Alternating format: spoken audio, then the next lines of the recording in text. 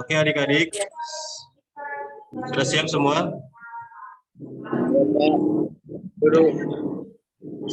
Jadi kita akan mulai materi kali ini dengan pembinaan mental untuk siswa Kristen ya. Guru persilakan kepada Ibu Guru Yunita.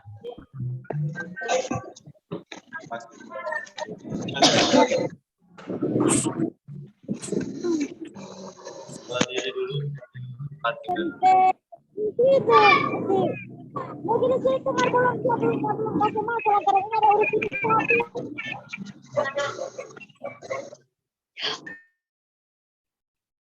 Selamat pagi siswa Kristen. Selamat pagi. Pagi. Shalom. Damai di hati. Damai di hati. Shalom. Puji Tuhan ya. Senang sekali Ibu bisa bertemu bertatap muka walaupun hanya lewat Zoom ya pada hari ini. Ya. Ibu bisa bertemu dengan siswa-siswa baru. Ya, Ibu ucapkan selamat datang bagi siswa-siswi baru Kristen yang bergabung di SMP Negeri 5 Manado. Sekali lagi selamat bergabung. Nah, perkenalkan nama Ibu Yunita Sineri. Ibu Yunita Sineri. Ibu mengajar mata pelajaran pendidikan agama Kristen dan studi pekerti.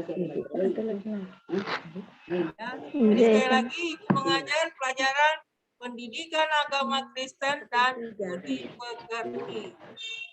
Beli apa dia? Beli perlengkapan pakai apa? Ibu perhatikan di sini siswa-siswi sudah siap untuk menerima materi. Ada di apa? Nah, materi kita yang Ibu akan bawakan pembinaan mental spiritual agama Kristen. Sekali lagi, pembinaan mental spiritual agama Kristen. Ada yang bisa jawab apa tema materi yang Ibu akan bawakan? Spiritual apa? Spiritual. Tema kita Pembinaan mental spiritual agama Kristen. iya, benar sekali. Ya. Jadi pembinaan mental spiritual agama Kristen wajib disampaikan kepada siswa-siswi baru, khususnya TK yang baru menduduki kelas 7 di SMP Negeri 5 Manado. Hah? Minta tolong yang masih menghidupkan ini tolong Tunggu kuat dong. dinonaktifkan. Sudah. Tidak ada suara yang Ibu dengar di sini ya, tidak ada.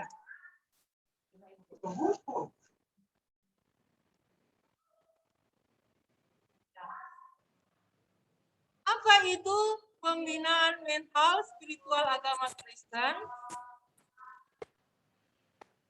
Pembinaan adalah usaha untuk memperbaiki dan memperbaharui suatu tindakan atau tingkah laku seseorang, dalam hal ini siswa, melalui bimbingan mental atau jiwa sehingga siswa memiliki kepribadian yang sehat, memiliki akhlak yang terpuji dan bertanggung jawab. Ya, yang pasti berdasarkan ajaran Tuhan Yesus yang tertulis di dalam Alkitab. Ya. Harapan Ibu semua memiliki Alkitab. Ada Alkitab? Ada ya, pasti ada. Ada, Bu. Ada. Ya, Bu. Nah, mengapa siswa perlu diberikan pembinaan? Khususnya pembinaan mental dan spiritual. Ya. Karena remaja merupakan masa yang penuh dengan gejolak. Nah, pada masa ini remaja mengalami yang namanya pubertas, ya. Terjadi perubahan baik itu secara fisik, secara mental, secara psikologi, ya, secara sosial mengalami perubahan. Contoh perubahan fisik. Coba kalian perhatikan tubuh kalian. Bandingkan ketika siswa-siswi berumur 7 tahun atau 8 tahun. Dan fisik yang sekarang kalian miliki. Pasti ada perbedaannya. Fisik bertambah tinggi, ya. Laki-laki, ya, mulai timbul jakun, ya. Suaranya nanti tambah serak, ya. Demikian juga yang putri atau yang perempuan, ya, sudah secara fisik mengalami perubahan-perubahan, ya, yang mungkin kalian bisa alami. Itu di pelajaran biologi tentunya nanti, ya, akan dipelajari lebih lanjut lagi mengenai perubahan fisik. Nah, perubahan fisik ini, ya, yang dialami oleh remaja, ya, sering mengalami hal yang tidak mengenakan, ya, sehingga remaja mengalami yang namanya perubahan mood atau perubahan perasaan yang berubah-ubah. Sebentar-sebentar senang, sebentar-sebentar marah, ya, sebentar-sebentar suka baku sedu orang-orang bilang, bercanda gurau, tapi ada juga yang hanya diam. Ya. Nah, perubahan-perubahan ini membuat siswa merasa tidak nyaman, ya, merasa tidak nyaman. Nah, sehingga siswa sering berlaku hal-hal yang tidak baik, ya, karena suka melakukan apa yang dia suka lakukan, ya, menggoda teman, ya, mengejek teman tanpa sengaja, atau mengeluarkan kata-kata yang, ya, menghina teman, ya, karena dia menganggap dirinya mungkin lebih baik dari remaja yang lain, ya. Kemudian remaja juga melakukan banyak hal. Dia merasa bahwa dia sudah tidak anak-anak lagi, ya, dari SD. Nah, dulu waktu SD, ya, kemana-mana selalu mengikuti orang tua, ikut mama, ya. Tapi setelah masuk SMP, mengalami perubahan. Ketika diajak orang tua, remaja cenderung menolak. Lebih suka berjalan dengan teman-temannya atau berkelompok, ya. Ada di sini yang masuk dalam geng-geng kelompok, ya, yang perempuan-perempuan dengan perempuan, laki-laki dengan laki-laki, ya. Yang perempuan-perempuan, ya, ada kebiasaan yang tidak baik, yaitu suka TikTok, ya. 3 orang, 4 orang, ya, TikTok dengan gerakan-gerakan yang tanda kutip, ya, tidak sopan, ya. Karena keinginan tadi, ya, karena keingintahuan, ingin mencoba, ya, dari remaja itu sendiri, sehingga apa yang mereka lakukan itu mereka anggap benar. Nah, mereka anggap benar menurut mereka. Nah, masa remaja juga merupakan masa perkembangan, terjadi perubahan. Nah, itu tadi katakan tadi, perubahan secara biologis ya, perubahan secara fisik, secara mental, sosial. Nah, jika remaja tidak dapat mengantisipasi ya perubahan-perubahan ini ke arah yang positif, maka remaja akan terjebak pada konflik. Ya, pada konflik atau pada masalah, ya, remaja akan menghadapi berbagai masalah, bahkan berdampak kepada hal-hal yang negatif dan mendatangkan hal-hal yang buruk, ya, untuk masa yang akan datang. Nah, oleh sebab itu perlu pembinaan mental spiritual kepada siswa-siswi Kristen. Ya, kepada remaja.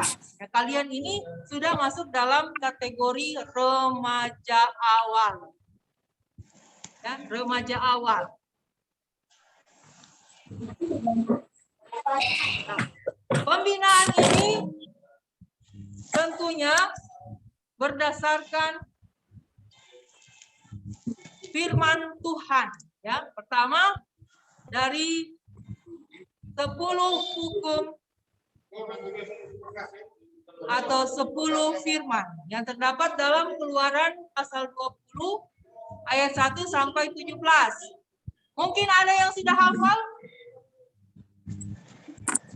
Ya. Pasti ada yang sudah hafal ya. Nah, jadi 10 firman ini mengatur kehidupan remaja Kristen. Mengatur kehidupan siswa Kristen. Pertama, jangan ada padamu Allah lain di hadapanku. Kedua, jangan sujud menyembah kepadanya dan beribadah kepadanya. Ketiga, jangan menyebut Tuhan Allahmu dengan sembarangan. Keempat, ingatlah dan kuduskanlah hari Sabat. Nah, jadi keempat ini hubungannya dengan Tuhan. Ya. Siswa diajar untuk beribadah kepada Tuhan. Ya. Kalau kita siswa yang menganut agama Kristen, ya, siswa-siswi diharapkan untuk menguduskan hari Sabat. Apa itu hari Sabat? Hari ibadah, hari Minggu, ya, diingatkan. Jadi remaja-remaja ingatkan untuk beribadah di gereja, juga beribadah di remaja, ya, ada komisi remaja di gereja, ya, ada komisi remaja. Jadi ketika siswa-siswi SMP kelas 7 sudah masuk dalam kategori remaja awal dan diberi kesempatan untuk mengikuti ibadah remaja, ya, itu dilaksanakan di lingkungan gereja, ya, di lingkungan gereja. Angkat tangan yang sudah mengikuti ibadah remaja. Ibu mau lihat yang angkat tangan, angkat tangan. Yang sudah mengikuti ibadah remaja. Ya. Oke, masih ada yang belum mengikuti ibadah remaja ya. Harapan Ibu mulai dari minggu depan ini sudah bisa mengikuti ibadah remaja yang dilaksanakan oleh komisi remaja di gereja. Ya, datang ke pembina remaja dan mendaftarkan diri. Kak, kita SMP, Kak, kita mau jadi anggota remaja. Dan aktif dalam ibadah remaja, ya. Nah, kemudian untuk hukum yang kelima, hormatilah ayah dan ibumu. Kemudian yang keenam, jangan membunuh. Yang ketujuh, jangan berzina. Yang kedelapan, jangan mencuri. Dan yang kesembilan, jangan mengucapkan saksi dusta tentang sesamamu. Dan yang kesepuluh, jangan mengini-ini apapun yang dipunyai sesamamu. Hukum dari 5 sampai 10 itu mengatur tentang hubungan dengan sesama. Hubungan dengan sesama, ya, dengan orang tua. Sikap kita kepada orang tua, hormatilah ayah dan ibumu. Ya, bagaimana kita menghormati orang tua? Ya, itu dapat kita lakukan setiap hari. Dengar-dengaran, menuruti apa yang diperintahkan orang tua. Ya, tidak menentang apa yang diperintahkan orang tua. Menolong orang tua di rumah. Ya. Banyak sekali tugas yang diberikan orang tua kepada remaja, kepada siswa di rumah. Dan itu menjadi tugas dan tanggung jawab siswa. Ya. Jadi ketika orang tua memerintahkan, menyuruh, segera untuk dilakukan. Itu adalah tugas seorang anak. Ya, tugas seorang anak. Menghormati artinya juga melakukan apa yang diperintahkan orang tua kepada anak-anak. Ya, jadi hormati juga bertutur kata yang sopan, ya, yang santun, kata-kata yang enak didengar, kata-kata yang manis didengar, ya, bukan kata-kata yang makian dan lain sebagainya. Ya. Tapi menjawab dengan lemah lembut. Kemudian hukum yang berikutnya, jangan mencuri. Nah, ini menjadi perhatian dalam kehidupan para siswa, harus bersikap jujur.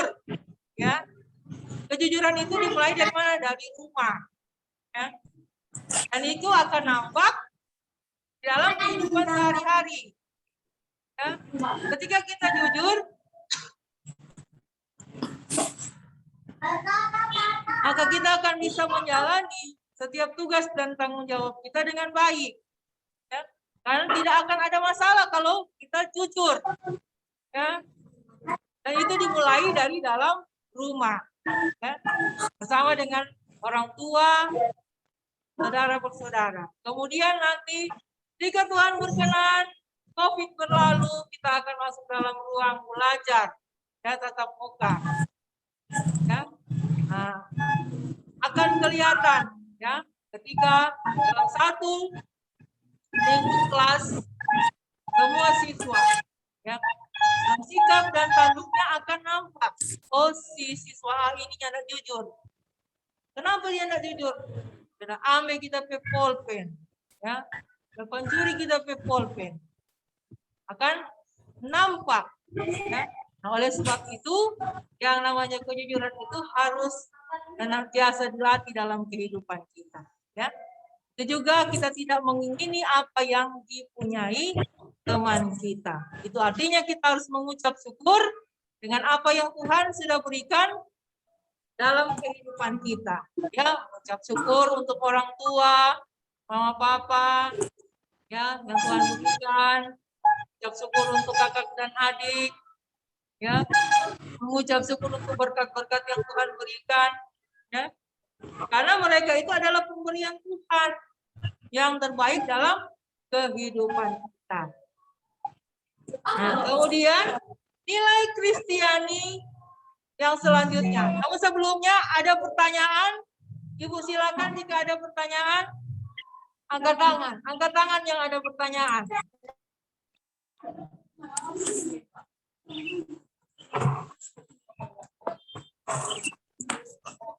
Ada pertanyaan, angkat tangan. Atau silakan chat di kolom chat. Kalau seandainya masih malu-malu, silakan menulis di kolom chat pertanyaan yang ingin ditanyakan. Nanti Ibu akan jawab. Ibu akan jawab. Jangan malu-malu, ya, atau jangan takut-takut. Ya. Ada pertanyaan tentang ke-10 firman? Ya, nanti ditulis di kolom chat. Ibu, saya mau tanya. Contoh, bagaimana menghadapi teman yang suka bohong? Nah, itu toh boleh. Jadi yang menjadi masalah-masalah mungkin di rumah atau di lingkungan pergaulan boleh ditanyakan, ya.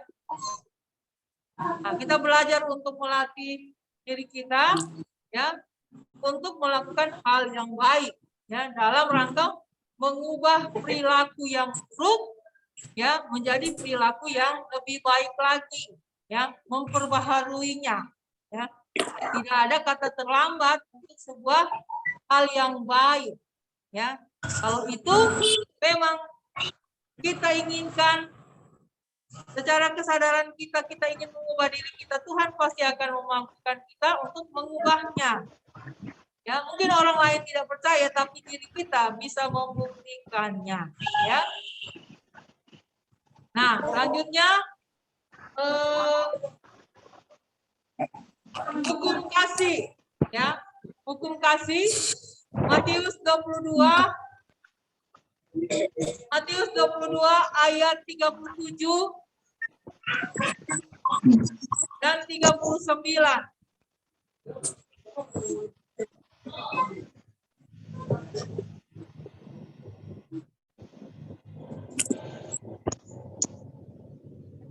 Ada dua di sini, ya, ada dua hukum kasih. Ada dua hukum kasih dalam Matius 22 ayat 37 sampai. Pertama, kasihilah Tuhan Allahmu dengan segenap hatimu dan dengan segenap jiwamu dan dengan segenap akal jiwamu. Ya, ini mengasihi Tuhan, ya, dengan seluruh kehidupan kita, ya. Itu artinya bahwa kita diharapkan sebagai siswa, ketika kita bangun pagi, apa yang kita lakukan terlebih dahulu? Apakah kita mencari HP? Raba-raba di tempat tidur. Dari HP dulu, Mulia ini teman-teman status. Mulia ini hari ini di grup ada bercerita apa dorang, Kang? Mulia di WA, ada chat, atau cowok ada WA. Nah, apa yang kita lakukan? Tadi ada yang sudah menyebutkan berdoa. Ya benar, berdoa. Ya. Mengucap syukur kepada Tuhan. Bangun pagi mengucap syukur. Terima kasih Tuhan karena badan tubuh masih bisa bergerak. Ya. Coba bayangkan kalau ketika kalian bangun kaki sudah tidak bergerak, tangan tidak bisa bergerak lagi. Kira-kira alangkah sedihnya, ya. Itu sudah lama lagi mau bawa di rumah sakit kan. Orang bilang stroke. Oh, tapi ketika bangun pagi, tubuh sehat, bangun dengan segar, itu artinya kita masih diberikan kesempatan oleh Tuhan untuk menikmati kehidupan. Itu sebabnya berdoa dulu, lipat itu tangan dulu pagi-pagi. Tangan. Jangan dulu pegang HP, nanti itu HP. Pegang tangan dulu, jangan lipat tangan dulu, jangan pegang HP dulu. Doa buat Tuhan.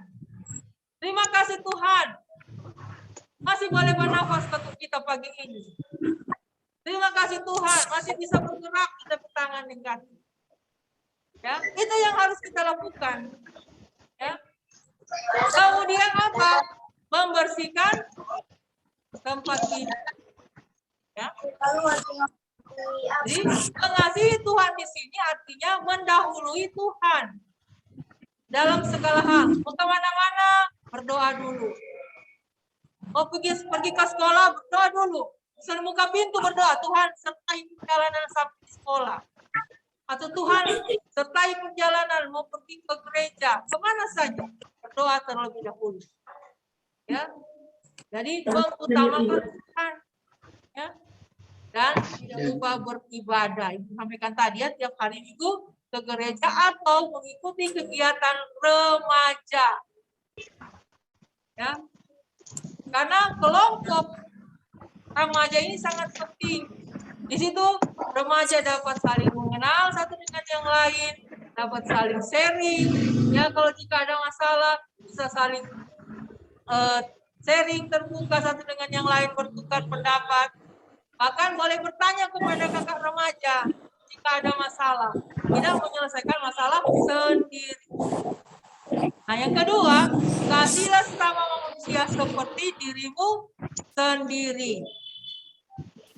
Bagaimana kita mengasihi orang lain? Itu dimulai dari keluarga. Mengasihi orang tua, mengasihi kakak dan adik, baru mengasihi orang yang ada di sekitar kita. Ya, berusaha menolong semaksimal mungkin apa yang bisa kita berikan, membantu semaksimal mungkin apa yang bisa kita bantu.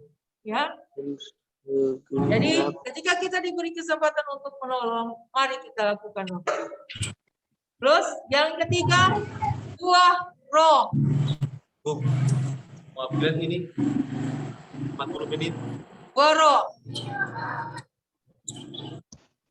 Nah, buah roh terdapat dalam Galatia 5 ayat 13 sampai 30 sampai 23.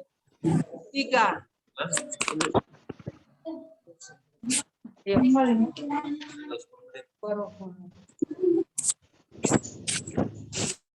Ya. Ada buah roh, ada berapa? Ada 9 buah roh. Ya. Kasih, sukacita, damai sejahtera, kesabaran, kemurahan, kebaikan, kesetiaan, kelemah lembutan, penguasaan diri. Jika 9 buah roh ini dilakukan, ya, maka kehidupan kita akan berjalan dengan baik. Maka kehidupan kita akan menjadi berkat bagi siapapun yang ada di dekat kita, ya, termasuk orang tua, ya, termasuk saudara bersaudara dan termasuk teman-teman, ya. Kasih, sukacita, damai sejahtera, kesabaran, kemurahan, kebaikan, kesetiaan, kelembutan, terakhir penguasaan diri. Ya. Contoh, kasih contoh satu, karena nanti di sini ada tugas, ya. Ada tugas habis ini. Contoh kesabaran, ya. Contoh kesabaran. Contoh kesabaran, ya. Contoh kesabaran, contohnya. Ketika teman mengajak atau mengejek kata-kata yang tidak enak, mengejek kita dengan kata-kata yang tidak baik, apa yang kita lakukan? Menegur dia atau diam saja atau melawan dia? Menegur dia. Bisa saja menegur, jangan seperti itu, ya. Tapi ada juga yang hilang kesabaran, ya, langsung apa? Langsung pukul. Sampai lagi menasehati, tapi langsung pukul. Ya. Nah, ini menunjukkan ketidaksabaran, tidak menunjukkan kasih, ya. Karena lebih mengutamakan egoisnya, ya. Jadi siswa-siswi diharapkan untuk mempraktekkan buah roh, ya. Buah roh ada berapa? Ada 9 buah roh, dan itu harus dilakukan. Nah, tugas kalian, ya, tugas kalian, ya. Nah, sebelum ibu kasih tugas, ada pertanyaan mungkin? Ada pertanyaan mungkin sebelum ibu memberikan tugas?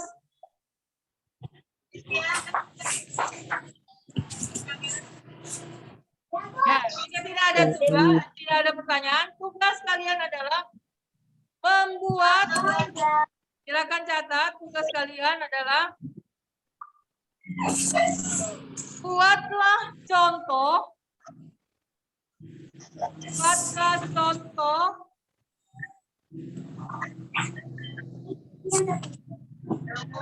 buatlah contoh tindakan, buatlah contoh tindakan 9 buah roh. 9 buah roh. Buatlah contoh tindakan 9 buah roh.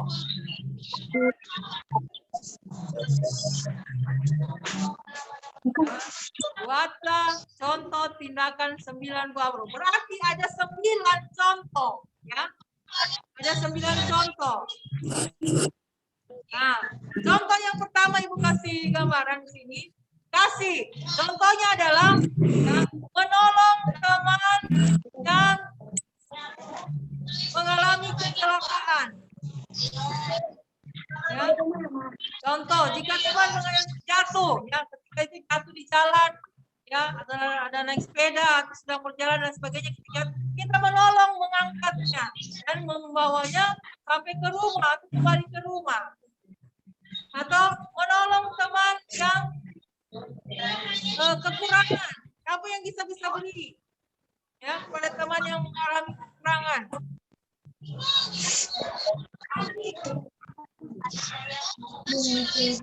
Itu salah satu contoh, ya, salah satu contoh kasih, ya, salah satu contoh kasih.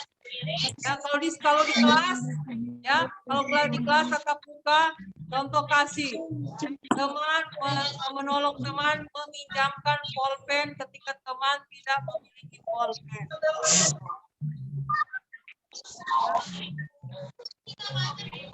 Atau kedua, membagi makanan kepada teman yang tidak mempunyai makanan di sekolah. Ya, orang mana bilang dia cuma baku pela, napa? Nah. Jadi itu contoh. Jadi ada 9 contoh. Ada 9 contoh yang harus dibuat. Dan itu merupakan tindakan. Ya. Nah, sekali lagi ada pertanyaan? Angkat tangan yang ada pertanyaan. Tidak, Bu. Silakan di kolom chat.